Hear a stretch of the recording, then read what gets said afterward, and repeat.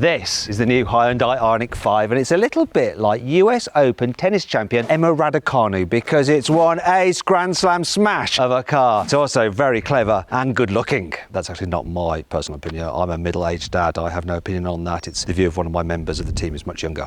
New balls, please. Anyway, in this video, I'm going to tell you all about this car, talk you through the exterior design, the interior design. I'm going to test out some of its technology, take it for a drive, and of course, I'm going to launch it, see how quick it is from 0 to 60 miles an hour. I'm Matt Watson, and you're watching CarWow. And if you haven't done so already, make sure you subscribe to this channel because I've got another video coming up with this car in the future, which is a little bit different and you won't want to miss it. Let's start this video by talking about the design of the Ioniq 5, and I'm going to use some classic car designer cliches. So the rear, it's fascinating. Love this light bar and the light graphics. The side is emotive, especially the wheels. They look like they've been drawn using that Spirograph toy you had as a kid. This is what Spirograph is, in case you don't know. The front it's inspiring. Actually, I should stop mocking. I love the look of this car. This is how I hoped cars would look in the future when I thought about them when I was a kid. Sort of like got a stormtrooper thing going on as well at the front. I love the lights, the light design, and you get this light bar here. You can't really see it so well in the daylight, but you can see these little strips at night. They look great. Do you know what? I think Tesla could learn a thing or two about car design from Hyundai. Here on the inside, the Ioniq 5 is a nice place to be. Question is it worth the asking price? So here on CarWow it says that it starts from £37,000, so you can save an average of just over £400 on one through CarWow. Does it feel worth the money? Well, quality is pretty good in here. The design is cool as well. It's fairly minimal. It feels just as futuristic as the outside. I like it. I like it a lot. I also like the fact that you actually have some buttons here which are quick to get to your climate controls. However, annoyingly, they're touch sensitive buttons, so they may as well be on the screen like in some other cars. At least you have some shortcut buttons here for the infotainment system. Speaking of which, you get these two nice big screens. The system's fairly easy to use and to swipe through. It's nice and bright as well. And of course, you've got Apple CarPlay and Android Auto if you'd rather run that. Now, if you prefer an infotainment system in a car to be portrait rather than landscape, then click on the pop-out banner up there in the top right-hand corner of the screen, or follow the link in the description below to watch my review of the Ford Mustang Mach-E. Now moving on to the Ioniq 5's digital driver's display, which obviously has to be landscape. So it's fairly nice, easy to use, it's clear, and there's lots of different menus, and it'll also change the colour and the look of it depending on which driving mode you're in. It's got all the information you need. I like that. I also like the driving position and the steering wheel design. It's good. It's a bit odd that they don't have a Hyundai badge here. Instead, there are 4 dots. Is that their new logo? I don't think so.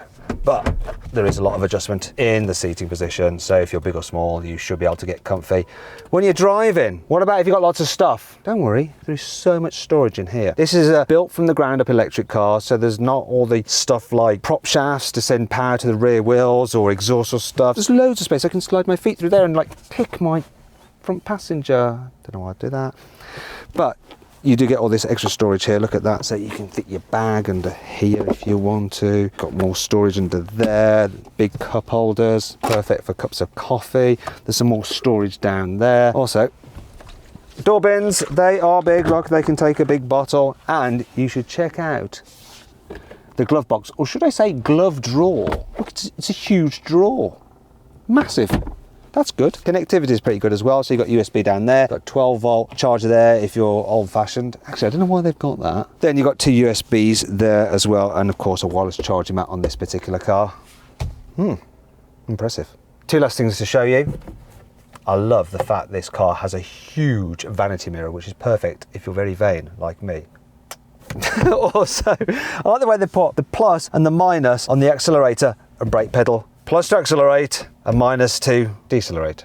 Here in the back of the Ioniq 5, there is loads of space, loads of headroom, loads of knee room. However, there are 2 slight problems. One is the fact that because you've got the batteries underneath the floor, the distance between the floor and the top of the seat isn't actually all that much, so you do feel like you're squatting a little bit. Another issue, the ISOFIX anchor points. So it's dead easy to get a baby seat in through the wide door opening, but then you're stabbing away trying to find the anchor points of the ISOFIX system. Obviously, once you've done that, you're probably not gonna have to do it again for a long time. And there is loads of room back here to even accommodate one of those big, bulky, rear-facing child seats. So that's good. Another thing that's good is that you've got some storage nets there, got some more storage there, 2 USBs. There's a flat floor, once again, because of the fact it's an EV. So the middle seat is usable. You've also got big door bins, large rear window so you get a good view out. Quality back here is the same as in the front, which is nice.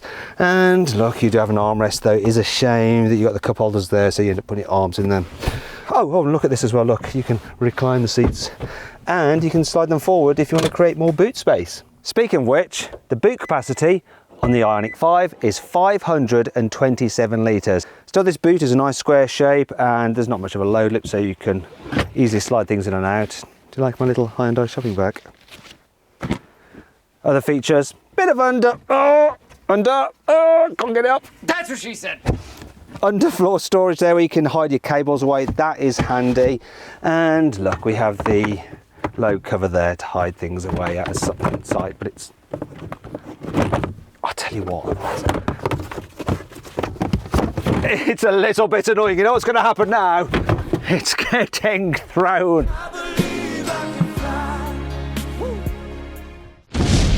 And that brings on to 5 annoying things about the Ioniq 5. The front boot on this car, the Fruit, is normally 57 litres in capacity if you have the rear drive only version, but if you have the 4-wheel drive version it shrinks to 24 litres. It really is a tiny little Fruit. Oh. Well, the interior design of this car is cool. There is one bit I don't like, and it's the drive selector. I mean, the location is all wrong. It feels cheap, and looking at it, it sort of reminds me of the kind of thing that a married couple that's trying to revive their love life might purchase from a specialist adult store. I wonder if it vibrates. Well, these door handles look cool. The way you actually open the door is a bit odd because you pull on this bit. It's not as good as just grabbing a handle normally. Sort of reminds me of when you have one of those slightly embarrassing handshakes when the other person doesn't grab your hand properly and instead just ends up shaking your fingers. Weird.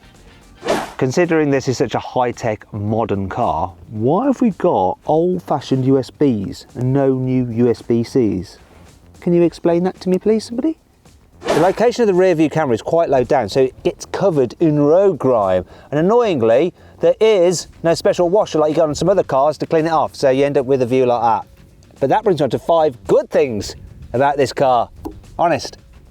The surround view camera system on this car is absolutely glorious, very high definition. I like the way you can zoom in and out on the bird's eye view, and you have this 3D effect as well. Look at that, lovely jubbly, look all around the car. Do you know what, that reminds me of the system you get on an Audi and a BMW. Yeah. You can put the front seats into a nap mode for when you're charging the car, so you can have a little bit of a sleep. Press a button and they'll start moving into position so that you can recline and catch 40 winks while your car is charging. Actually, this reminds me of going to the dentist. Is someone going to start drilling my teeth now? It's quite cool though. Also like this, look, you can slide this centre console forward, so it makes it easier for you to pile across if you've parked in a really tight space and can't get out the driver's door. Look, see, I can come across, get you. Oh. What a load of rubbish. Swap out. You can get the car with a really nice heads-up display, and it actually uses augmented reality to show the actual directions that you need to take on the road in front of you. You can actually drive this car remotely using the key fob. You can make it go in and out of tight parking spaces, it's really handy, or you can just drive it along randomly just to freak people out. There is no one in it, absolutely no one in it. Weird. Will it run me over? Shit. Nah, so it wouldn't. You can run household appliances off this car's battery. I've got a 3-pin socket down there. And I want coffee because today's been tough. Whack that in there, whack that in there, and I should be able to make a lovely espresso in my half-pint glass. Come on. Yeah, look at that. Oh, yeah, bear with me. Now, can you do this in your car? No, you can't. Even if your car has a 3-pin socket, you can't do it unless you've got an Ioniq 5 or maybe a Kia EV6. That'll do, that'll do. Right. That's hot. Ow! Are you ready for a stats overload? Because I'm going to run you through all the different motor, battery and charging options on the Ioniq 5. So you can get 3 different flavours of it. You can get a single motor rear drive version with a 58 kilowatt hour battery that has 170 horsepower, or you can get that single motor version but with a bigger 73 kilowatt hour battery, and that has 217 horsepower. Or you can get a version with a motor at the back and at the front, a dual motor version with 4-wheel drive, and that has 305 horsepower, and that also gets the larger 73 kilowatt hour battery as standard. As for the range, well, it varies between about 240 and 300 miles depending on which version you go for, but regardless of which Ioniq 5 you go for, they all come with 220 kilowatt fast charging capability, which means you can charge them from about 10% to 80% full in just 20 minutes. Okay, let's take the Ioniq 5 for a drive and let's see what it's like first of all in town. You have a slightly elevated driving position which does help for visibility. In fact, visibility is good in this car. Big windscreen, the dash isn't too high, there's a good view out the back, big door mirrors. Whoop.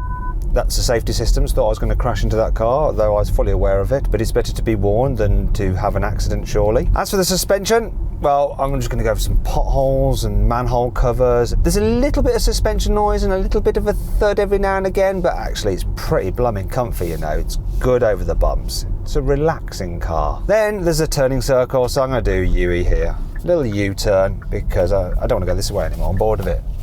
Oh yeah, look at that. Good turning circle. And I'm getting a long look from the man in the van, and I don't think he's looking at me because I'm just beautiful. He was staring at this car because it is quite striking. Steering's nice and light then, that's good. Oh yeah, this is a good car for in town, really, really good. Oh, gotta tell you, regen mode for the braking. Look, I can control the amount of braking effect that you get when you lift off the accelerator using these pedals here. They are not gear selectors. I have a car behind me now and I'm going to slow down and annoy it, pretend that I'm stopping to receive a phone call, but I'm not going to answer it because I'm in a car. I'm causing chaos, look. Chaos. That was me illustrating. Shut up, phone. Okay, note to self, whenever I'm filming I should put my phone on silent. Shut up! Shut up, I can't touch you because it's illegal. Shut up! Another note to self, make sure that you connect your phone to a car before you go driving so that you can actually cancel a call if someone's ringing you and interrupting your piece to camera. Anyway, one pedal braking really works, slows the car nicely, and I like the fact you've got quite a lot of choice in between just it cruising and it braking. It's great. Look, I'm going to do it again though. So here I come to a junction. I want to turn. I've lifted off the accelerator. I'm not touching the brake. I'm slowing down more than I planned to. Sorry mate, testing cars. Okay, I have a learner driver ahead. They're doing 34 miles an hour in a 50. So I'm going to overtake them and you'll see the performance this car gives you for overtaking. Yes, plenty. That's all good. Now we're going a bit quicker. Let's see what this car actually handles like. So I'm going to put it into sports mode. Yes, sport. Now I notice the throttle response is a lot quicker. Steering has a bit more weight. Doesn't do anything to the suspension. But that's interesting. When you throw this thing into a corner, it does bob a little bit. It doesn't have the same level of composure around the corners as its sister car, the Kia EV6. And if you want to see my full in-depth video review of that car, click on the pop-out banner up there or follow the link in the video. The Kia is slightly more sporty to drive, so if that's your bag, get the Kia. Though this thing, it's not terrible. It's fine. It grips the road well enough. It doesn't lean too much in the bends. It just doesn't feel quite as sharp or as dirty. And let's try out the Ioniq on the motorway. So I'm going to put the car into eco mode, try and save energy, though actually I'm not sure I like driving in eco mode because the throttle pedal is just so unresponsive now. So if I need to overtake someone, I absolutely have to completely floor it, and it doesn't seem to be quite as quick. Let's go back to normal. Oh, that's better. Phew, loads better. I'm going to engage my automated cruise control with lane keeping assist. Don't know why I'm doing that voice, I just am. And let the car do all the hard work. I just got to keep my hands on the steering wheel to keep it nice and legal. So when you're cruising along in this car, you notice a bit of wind noise, a bit of tyre noise, but it's not bad at all. It's reasonably quiet. And the cruise control system's very good at keeping you hooked to the centre of the lane. I like that. What I'm not so sure about though are the seats. I'm not sure whether it's just my body, but they're not quite as comfy as I like. You know, if you do a long distance in these, it can be a bit tiring. I think if you're going to buy this car, you should definitely test drive it and see if the seats suit you. They're good for lying flat and having a nap on, but not so good at sitting in this position for long periods of time, I don't think. This dual motor version of the Ioniq 5 should do 0 to 60 in 5.2 seconds, but what is the reality? We're going to find out now with the specialist timing gear. I'm going to launch it. Let's go. Pick up strong, instant, easy, smooth, and quicker than they say. 4.79 seconds. Now I'm going to do a brake test from 60 miles an hour. Here we go, full emergency stop. Now. Up. Felt pretty strong. What was the distance? Ooh, 33 metres.